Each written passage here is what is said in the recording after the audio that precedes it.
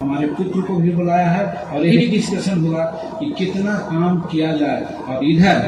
हम चोरिये से कहिए, हम संतोष को, अपने बेटा को और सब यूनियन को कहा कि आप 1000 करोड़ रुपया का एस्टिमेट बना के रखिए और हमने जो बात किया है मुख्यमंत्री देंगे तो तुरंत उसमें हम लगा देंगे। वैसे में इस इलाका पे सैकड़ों योजनाएं हैं,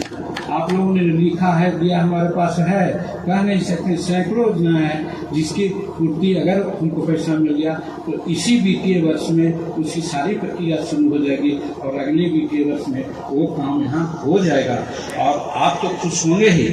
हम बहुत खुश होंगे, क्योंकि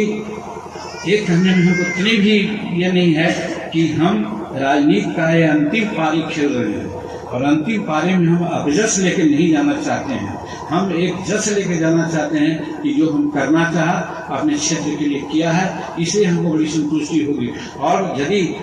1000 करोड़ नहीं देंगे माननीय मुख्यमंत्री तो हम फिर उनसे कहेंगे और फिर उनसे कहते कहें कि 1000 करोड़ रुपया दीजिए, अगर नहीं दीजिएगा तो हम आपके पार्टी में नहीं हैं, हम गठबंधन में हैं, कहीं हम चमक न जाए इसके चलते, तो फिर आप समझ जाइएगा। तो आपके क्षेत्र के लिए, लोगों के लिए हम ये भी बात हम करना चाहते हैं, तो हमको उम्मीद है ऐसा नौबत नहीं आएगा, वो जरूर देंगे, हमारी बात की मान्यता देते हैं, तो हमारे मन में है।